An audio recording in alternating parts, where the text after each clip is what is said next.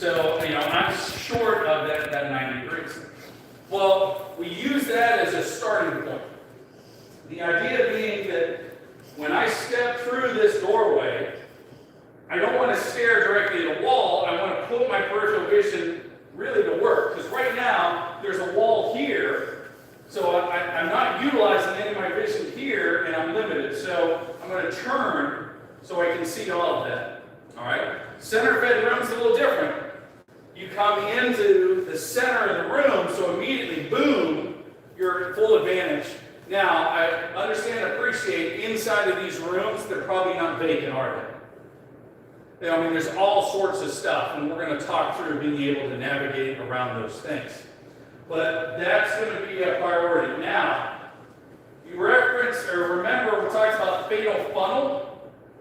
That's what we're talking about here at the doorway. If you were the bad person in this room, and I was going to come into the room, where would you point your firearm? Right here at the door. And if I end up dilly-dallying here, you're just going to continue to press that trigger, right, until I stop. So we need to make that a priority to get clear of that. So I'm going to come into this room, and I don't want to stand in this doorway, right? So I need to commit into the room. A good rule of thumb is when you're clearing a room, try to come in no more than 2 or 3 steps, and you're off of the doorway. All right? Why? We talked about we don't want to be in the doorways. If someone's in there, they're probably looking at that doorway. Yeah, and here's the other thing. You think about how your house is. I might start turning lights on, but until I get into this room, I might not have the ability to turn a light on in the room, but there's light here. So the minute I stand in the doorway, I'm silhouetted. I'm backlit. So the person who's in the dark room has the advantage and I don't. So I want to clear this relatively quickly so I'm not here standing in, once again, that fatal funnel. All right? And we're going to talk through some options to deal with that tactically before you can coming into it. All right. So those are the basic principles. Corner fed room, center fed room. We want to get through the doorway, and then we want to kind of get in here one position or another. Let's work first as an individual, right? Because that's probably the number one situation. The greater likelihood is you're going to be doing this by yourself. So here's my question to you. If I come into this room, I could come in, kind of look into a corner, and then work my way around. Okay? But at what point could you start shooting at me, right? There. Yeah. So here's the problem. You're here in this corner, and I'm staring in that direction. You could start engaging me, and before you even realize that you're in this room. So one of the challenges we learned several years back from our military counterparts into law enforcement is that instead of rushing into a room, we started doing what was called a threshold clear. The idea is this. This doorway almost pie it out like a semicircle. So here's what I'm going to do. Now as I come up, instead of me stepping through that doorway, I'm going to start working my way around. And then if I see something that's dangerous, could I engage it from the hall? Yeah. And here's the benefit, is before me even crossing this threshold, visually I've cleared about this much of the room. And then if there's an area that I still am unsure of, the minute I cross this threshold, where do you think my attention will go? Yeah, one of those blind areas, all right? So what we're doing is I'm coming up and I'm kind of using my angles, working my way around, and I see something here, and now I'm into the room, nothing's here, and I'll go into the next room, all right? But that's what we're talking about with a threshold clear. In a corner-fed room, what would be the challenge? Outside wall. Yeah, because I'm pretty much kind of pinned to a wall. So I could start working my way around. Now, good news, bad news. I know that there's nothing here, right? A direct line of sight. So when I cross this line, where's my focus? I'm pretty much going to bring it into that space, and at that point, I'll just start scooping it back out. One of the things you're going to hear me talk about in regards to tactics is curves. Everything that we're doing is not a 90-degree robotic movement, right? You can edit that part. Instead, everything is more or less curves. Why? Which is faster? Right? But there's that, right? It's harder to hit a moving target. Here's the good news for us. An untrained marksman, which is really who we're dealing with, right? None of us live in the John Wick world where everyone is a trained assassin. An untrained marksman has about a 22% chance of hitting a moving target. Of that, it's about an 8% chance of being lethal. So the odds are in my favor to do what? Keep moving. To keep moving. All right? The challenge, like what we're going to see today, is how am I shooting accurately while moving? All right? Some of us, yesterday we got to do that, moving forward, moving back, and we're like, okay, I have room to improve. We're going to be spending more time kind of moving laterally because that's what we're doing here with the rooms. So, I want you to think about moving with those curves. I'm here kind of coming in. At this point, I'm coming to one side and kind of scoop out and scan to the other. As an individual, I don't have a partner to depend on, right? So that's kind of bad news. That's why on the tactic side, we're always taking rooms 2 people at a time, right? Because we have somebody to work with. As an individual, as a citizen, it's just not an option for us, right? I'm the protector. I've got to do all of this alone. So, questions in regards to making entry as the individual. So here's what we're going to practice. I'm going to have you, we've got kind of the doorways. We're using these because it helps you visually think about, okay, come on over here to this side of the doors. Sorry, the boards, the tables, whatever these things are. I want you to think about, just like a regular door frame, I can see a little bit. If I hug this wall, I can see into the room a little bit there. As far as blind spots go, how much blind space do you think exists? So let's flip-flop. So I'm here and I'm looking down the hall. How much space do you think I can't see into the room? It's a pretty narrow sliver. Somebody would have to be more or less like plastered up against the wall. And is that typically what we're seeing from an assailant? No, they're going to be in there probably poking around and digging into something. All right? When we teach active shooter, the good news for us as the responders is we've had scenarios where the bad guy's holding a gun at a kid and the officer actually is able to engage them from the hallway and they didn't even see him. They took the bad guy out before they could actually do anything. All right? For us, now we have to drop on the bad person. So I want you to think about, if you're going to practice, you're coming down the hall, I'll get close, and then I'm going to start kind of pieing my way around. Notice my movements, right? I've created a tight semicircle, and I'm back tight at this point. Choose a side. Whatever. It might be, well, there's a piece of furniture here, so it makes more sense for me to go in that direction.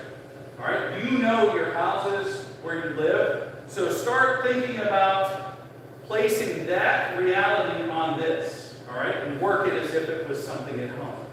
Here's what I don't want to see. What have I just done? Well, I've introduced me into a space I don't control, okay? So the likelihood that bad guy X is hiding right here and is going to grab the muzzle, because that was always a point of irritation for me with training law enforcement. They'd have a bad guy go, don't put your muzzle in, they're going to grab it. And I was like, what the hell are they doing standing right there? The greater concern to me is the minute you produce something in this space, they could see it. I don't want to surprise, I don't want to let them know I'm here until I'm ready. So what I'm doing is I'm backing off, using that space, and then when I'm ready to commit into this space, I make the decision. All right? So what we'll do is we'll just kind of have you choose doorway here, and I want you to just kind of work through, find your way around, and then stepping into the room, right? Whichever direction you want. What do you notice about my footwork?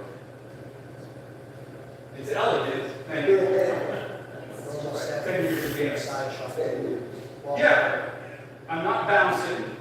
When we get out here to the range, if you're starting to do one of these, because a lot of people, that's just what they think. They're like, oh, side step, side step, side step. The minute I bring my feet together, I'm tall, I'm wide and I'm short, I'm tall, and you're bouncing. What we want to do is try and stay level, and now think of it as your movements are like a tank. From the waist up, this is your turf. All right, these are your tracks. My legs, my feet don't move. Everything's done here at the waist. So now when I'm moving my way across the threshold, notice my footsteps are pretty normal. Just everything's happening here above the waist. So that's what I'm looking for from you. Think about keeping that gun level, because this afternoon you've got to shoot targets accurately. And if you're doing a lot of this, that's going to become an accuracy problem. All right? Questions? All right, so we'll just get 3 people on this doorway, 3 people on this doorway, and I just want you kind of one at a time practice pieing your way around and then go into the room. Pieing your way around, go into a room.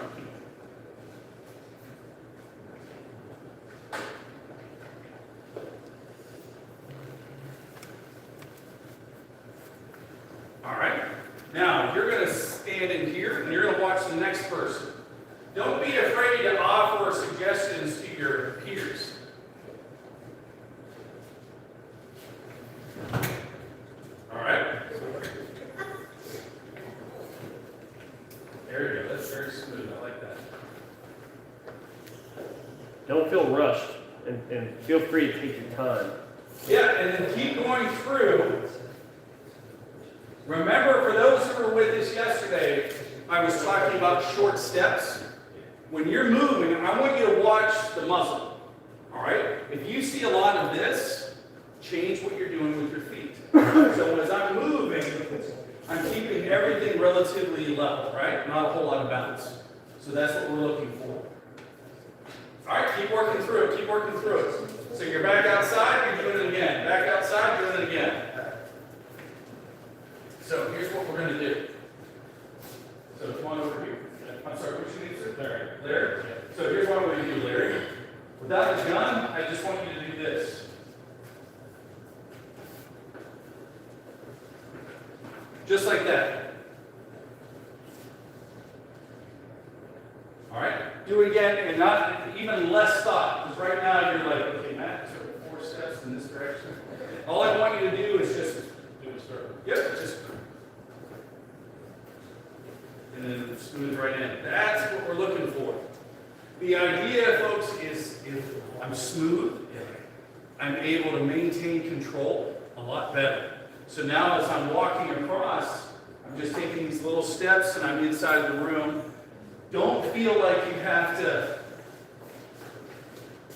because that's what we're taught from what we see other people doing, right? You know, all the SWAT movies and the tactics. You know, they're rushing here, and then they're rushing there, and they're rushing there. The problem is, you try and maintain accuracy, that's a lot of balance. All right? And think of it as somebody inside there could be shooting back. I'd much prefer to at least have some level of concealment, and if I have to engage from out here, I'll do that. All right? Yeah, keep working, keep working, keep working. There you go, good. Look at your muscle, everything's looking smooth.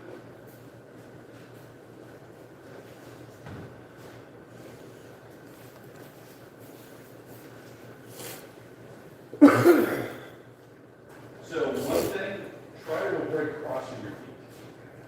So when we're tying across, I want you to think about keeping this feet more or less in the direction of travel, and then I'll step as opposed to trying to step across. Because any time I cross my foot, center balance happens. That's probably yeah. So what's going to happen? Take small steps. I want you to take tiny steps and try. Don't even worry about the gun. Don't even worry about the gun. Just take little tiny steps. Yeah. So I'm kind of here, taking my little steps, and then I'll step into that.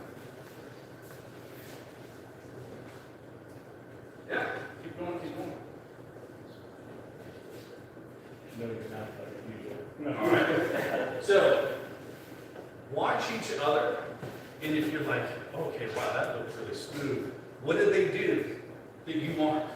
That it's so noticeable, and if they're like, oh, now I noticed they bounce a lot.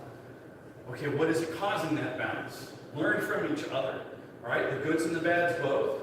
And don't be afraid to go, hey, have you ever tried this, or I noticed you're doing that. Pretty good, Bill. The thing is that just focusing, looking inside. That's what I'm looking for, you know, and There you go. Good. And there's, in my mind, there's no need to worry about kind of dropping. Yeah. Here's the thing, folks, look up here for a second. One of the things when we start talking about clearing with that sidearm, here's what I want you to think about. Your field of view, right? We talked about peripheral vision, right? That's important. Here's the other thing. So if I use Tony here as an example, having my gun at this level, I can see his body, right? And if he was a threat, I could bring the gun up. The problem is, if I already have the gun up in my face, Tony, hold your hands down below your waist. I have no idea what's in his hands. So now what that's forcing me to do is lower the gun. Oh, that's a gun, and then come back up. Think about having it to where I have full field of view, right? I don't have this big hunk of metal in my face. And some of us are laser focused on the front sight. So not only do we have this hunk of metal in our face, but all we're focusing on with one eye is that little dot. Get in the habit of using your peripheral vision, right? Scanning that environment. If you then see a threat, bring the gun up. All right? Yeah, I mean, we're at such close range, we probably just point it out. And that's exactly what you're going to see. At this distance, think about in your residence. I mean, I live in a pretty modest-sized home. Even in my longest hallway from, because there's living room and kitchen are all one room, from the furthest corner to the furthest corner is probably from where I'm standing to Tony's coat. All right, so that is 25. No, not even. That's like 15-ish yards, right, give or take. That's the max distance that you're going to be able to find in my house. And that's with nothing else in between us. When we start talking about rooms that are 10 by 12, or maybe even a larger room that might be 10 by, or 12 by 20, that's going to be the max distance. So you're exactly right. It's going to be just a lot of, oh, bang, oh, right? And the gun's going to come up as that quick response. So get in that habit of hanging low and you're looking over top of it so you can identify. Now switch doorways, so that way it gives you a little different perspective. So we're gonna, right about 11:30 is when we'll be done.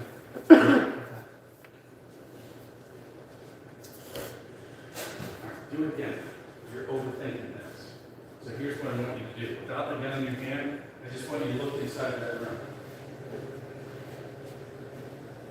All right? And just watch.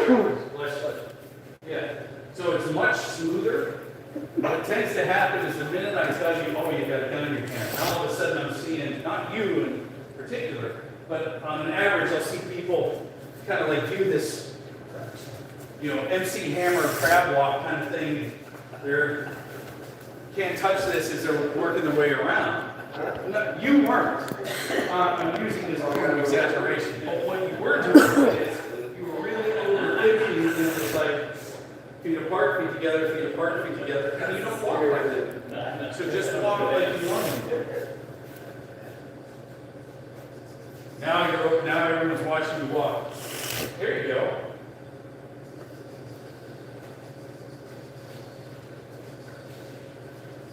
And try not to cross your feet. And then we're just coming into the room. Good.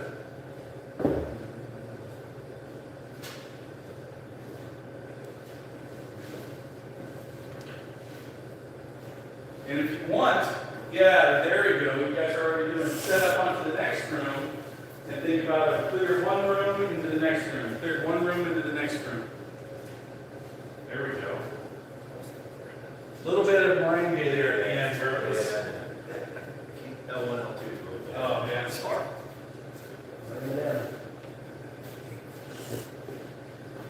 Here's the thing. thing that I want you to think about. And some of you are already experiencing it with these floors.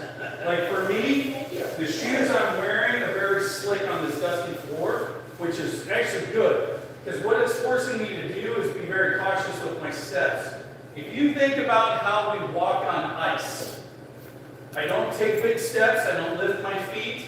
I try and maintain a good level of balance and 2 points of contact with the ground. When you're moving around these doorways, I want you to think of it in the same regard. When you are walking on an icy pavement, you're probably not crossing your feet much.